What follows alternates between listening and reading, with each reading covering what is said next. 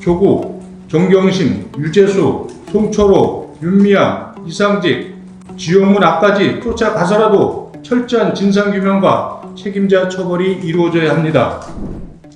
보도에 따르면 위안부 피해자 기록 원옥 할머니의 돈 1억 원이 입금된 지 1시간도 안 돼 모두 인출됐다고 합니다.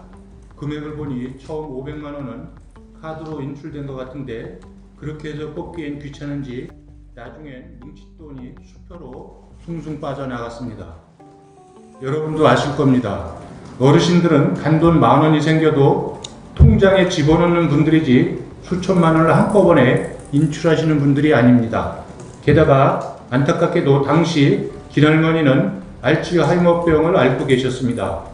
아무리 생각해도 이것은 면식범에 의한 보이스 피싱이거나 그루밍 금융 범죄가 아닌가 하는 합리적 의심을 지울 수 없습니다.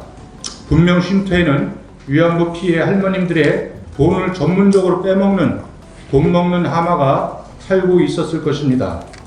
검찰은 수사의 속도를 높여 누가 길할머니의 돈을 빼갔는지 그 돈이 어디에 쓰였는지 명명백백하게 밝혀야 합니다.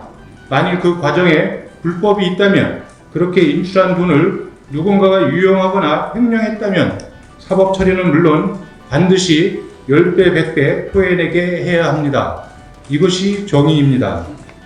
그런데 대한민국에서 사라진 것은 길할머니의 돈만이 아닌 것 같습니다. 총선이 끝난 지 2달밖에 안 됐는데 그 사이 취업 준비생들의 꿈과 희망도 타협과 협치의 원칙도 북한 정권을 대하는 최소한의 국가적 자존심도 30년간 쌓아온 민주적 의회 관행도 모조리 사라졌습니다.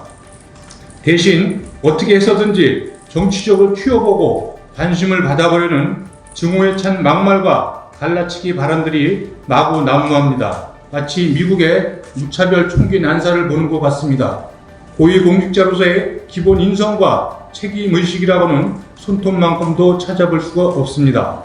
앞으로 2년 남은 문재인 대통령 임기 동안 그리고 3년 10개월 남은 21대 국회 임기 동안 얼마나 더 많은 국민의 희망과 꿈이 186석 거대 여당의 블랙홀 속으로 사라질지 걱정입니다. 2달 동안 쌓아온 업보가 이 정도인데 앞으로 4년간 쌓아온 업보를 어떻게 감당할지 모르겠습니다.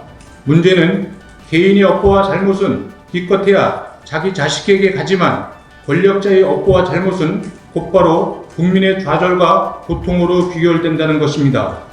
협치가 실종된 대결의 정치는 국가적 난제 해결을 위한 골든타임을 허비하게 할 것입니다.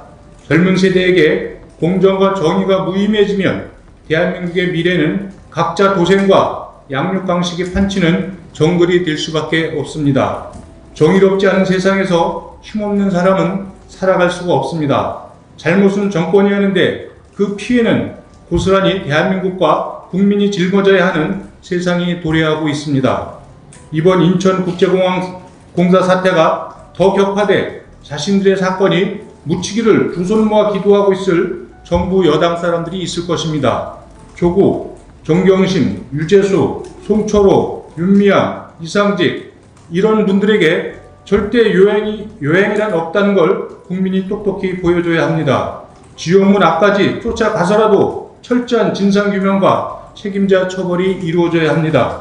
권력이 권력을 위임해준 국민의 신뢰를 저버리고 배신한 범죄는 공소시효에 끝이 없어야 합니다. 국민의당은 정의와 공정을 해치고 반칙과 특권으로 자신과 자신들 일가족의 사익을 추구한 무리들을 끝까지 기억하고 파헤칠 것입니다.